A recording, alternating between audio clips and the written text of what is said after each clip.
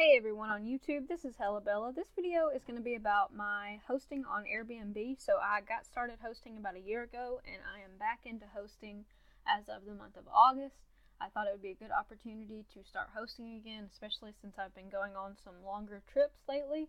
So for August, I rented out my whole house for $85 a night. Just as a little experiment, I wanted to get it back on the market and I rebranded and kind of have a new listing. My new listing is called Bella's House on Norwood. You get the whole house with 2 rooms and 2 bathrooms. So I did manage to get several bookings for August, and I also have bookings for September, October, November, and December. So I let guests book up to 6 months in advance. These are just a few shots of my house, and again, this is on the internet, so anybody in the world can already see this. It's not like I'm showing you something new, but this is my Airbnb listing. I have very clear photos, and I have pictures of the whole entire house because that's what the guest gets. This is my outdoor patio area. The guest has full access to the home as far as security goes. I don't let the guests know until ahead of time, about check-in and stuff, but I've never had a bad guest ever, so just kind of wanted to click through a little bit and show you what it's like to host on Airbnb. So I have since raised my price from $85 to $100 a night, so I believe that will cost the guest, let's see, check in, check out.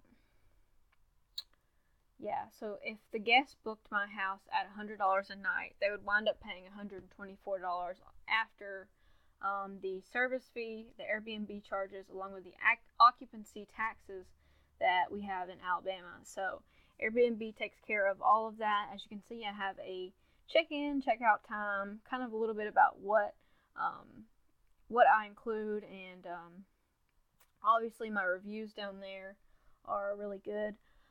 So one thing I want to look at is so far for the year, I have gotten $2,074 in bookings. I've only gotten $788 paid out because some of that is for future bookings, and the guest has already paid for these. So those are, confirmed bookings.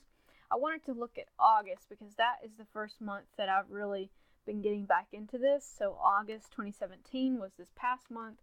I got $418, which, let me tell you, that really helped me because I had to drive back home from Yellowstone. So that $418 basically paid for me to stay in other people's Airbnbs the whole way home.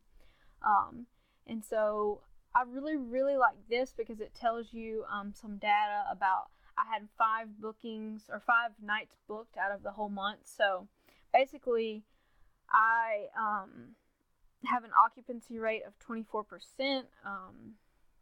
I do not charge a cleaning fee, and I'm pretty lenient with cancellations to a point, unless you just don't let me know until the very last minute, then I will not be able to refund.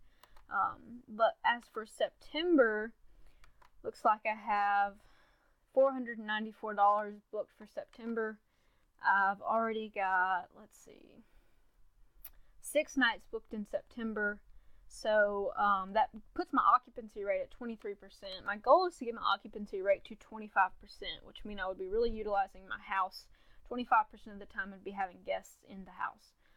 So it'll tell you right here that I've gotten $247 paid out, which that was for a booking that was the 1st through the 3rd that they've already left. And then I have another booking this weekend and then another booking next weekend. So I am actually getting to keep this full $247. So I made a little spreadsheet of my previous bookings. So this has all the bookings for the month of August combined to give me $417.24 in payouts. So what Airbnb does is they hold the money for the first 24 hours after the guest checks in. And once the guest checks out, they I think it's actually 24 hours after the guest checks in, they deposit the money into your bank account. So this was $80.51, and that's from me charging $85 a night. So that's the portion that I get to keep. So getting to keep most of the money. Airbnb does charge a service fee of 3%, and that includes their $1 million host guarantee that if your house is demolished or destroyed, supposedly they would pay for it. We'll see. Depends on the PR move on their part. This right here, what you're seeing, $38.80. I had a guest cancel the day before booking, or the day before, and wanted a full refund. I gave them all but I believe $40 of the booking, so it was going to be like 83 or 80 maybe. I'm not even sure. Anyways, they got to get half their money back, and I got to keep $38, even though I didn't host the guest, but I still had to have my house cleaned for the guests to come, so I was not able to give them a full refund. This $164 is for 2 nights booked, so that was probably a weekend or something of that nature. This $67, I believe I started using a SmartBook to book a night, because the closer it gets to the day on your calendar, the more Airbnb wants you to lower your price. So then here's $66.93, and these 5 nights altogether basically made up my earnings for August. So we can look at the calendar if you guys want to. We can see what I have for October. Let's see, I don't think I have anything. October, oh yeah, I do have a booking in October.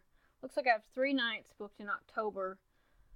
And so 3 nights out of the month gives you a 10% occupancy rate. So you can see that I don't really have to book that many nights to have a 25% occupancy rate. Some people have, want to do every night and half the nights. I think what I'm going to start doing is renting out both my whole house and a room in my house, so that, the people who don't want to pay the large amount can just have a room in my house for maybe like $50 and have a private bathroom. So this is kind of what's going on with Airbnb lately, guys. I know that everyone is not totally comfortable with it, but I love Airbnb, and I am able to save a lot of money just by using Airbnb. So I'm definitely an advocate for that.